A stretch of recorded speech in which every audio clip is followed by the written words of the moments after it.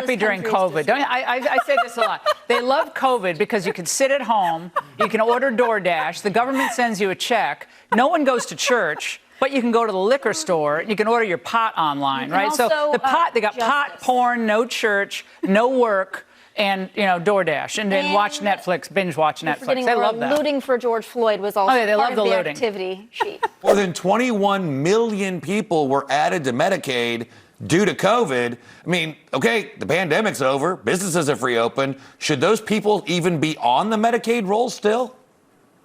No, most of them are what's called the expansion population. So again, they are able-bodied, healthy people. They are not traditional Medicaid, which is there for the disabled, the elderly, pregnant women, children. Those are the people who should be on it. Those were not the people added during COVID. The people added during COVID were healthy people, and now we're not even going to put a real work requirement on those individuals. And again, most Americans believe, look, we need that safety net, but you don't have it for an able-bodied young person, living in their parents' basement who just decides they don't want to work. The American people, the most generous people in the world. If you're hungry, we'll feed you. If you're homeless, we'll house you. If you're too poor to be sick, we'll pay for your doctor. But all of it's cost money.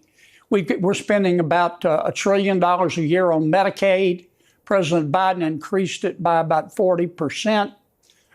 We estimate that there are between 10 and 30 million people on Medicaid who are perfectly able to work. I've got a bill that says if you're between 18 and 55, you're not disabled, you don't have any minor kids at home, so we're not talking about a mother with a sick child in her arms, you've got to work 20 hours a week. That'll save us, according to CBO, about $100 billion over 10 years. Right there. It's not just about the money. There's a moral principle. If you can work, you should work. These programs were not meant to be parking lots. They were meant to be bridges.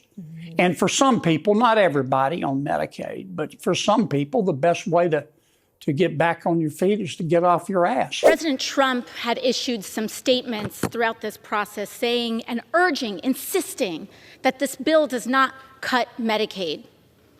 He's also said some things, he says he doesn't think I'm too much of a smart person. And I'll tell you one thing. It doesn't take a smart person to know if you're being lied to. President Trump, you're either being lied to or you are lying to the American people. Because this bill represents, in the text of this bill, the largest and greatest loss of health care in American history. 17 million Americans will lose their health care on this bill, not undocumented people, not quote unquote the disgusting term illegal, but 17 million Americans will have their health care cut from this bill. On this point of tax on tips, as one of the only people in this body who has lived off of tips, I want to tell you a little bit about the scam of that text, a little bit of the fine print there. The cap on that is $25,000. While you're jacking up taxes on people who make less than $50,000 across the United States, while taking away their SNAP, while taking away their Medicaid, while kicking them off of the ACA and their health care extensions. So if you're at home and you're living off tips, you do the math. Is that worth it to you? Losing all your health care, not able to feed your babies, not being able to put a diaper on their bottom in exchange for what? This bill is a deal with the devil.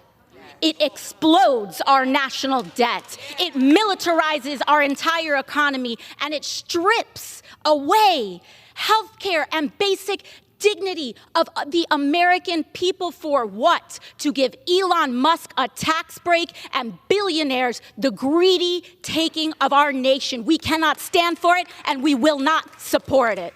You should be ashamed. Y'all remember how tragic and traumatic COVID was, particularly for those who were the most vulnerable in the poorer communities. But it was also a traumatic time for the middle managerial class who slowly and suddenly realized that they really aren't necessary and we don't need them. Now, I could sit up here and talk about how COVID showed us another way to do things, because it did. particularly things like working from home. And unfortunately, a lot of the managerial class, they pay big rent dollars for these buildings. So that's why they're trying to escort people back into the office. But what I'm really going to focus on right now is the fact that Laura Ingraham and Tommy Lauren were sitting up there talking about able-bodied men, able-bodied women during the COVID pandemic. But lest we not forget that over 1 million people died because of Donald Trump's dumbass. He's the one who dismantled our preparation response, and then he spent months pretending like COVID didn't exist. And then when he was forced to acknowledge that it did exist, he acted like it wasn't that big of a deal. And then when people were like, nah, brother, this is a big deal, that's when he busted out I don't know, just inject yourself with bleach, get some UV rays and put it onto your skin, and that's going to cure everything. And don't forget that he said this is going to go away like magic. He was like, by April, it'll be gone. But that's not what went down. We could have had maybe a couple 100,000 people dying from that instead of over 1 million. And I will never, ever understand how anybody is able to forgive Donald Trump for that. And now we got this fool back in office, and he's firing thousands of people across the administrative and regulatory state. Look at what just happened in the Texas floods. We got over 100 people dead because over 600 people were fired from the National Weather Service. And then Kristi Noem wants to come out and say, oh, well, let's just go ahead and get rid of FEMA completely. It's not working exactly the way it should, so let's just get rid of it. But conservatives, they don't really care about that type of truth.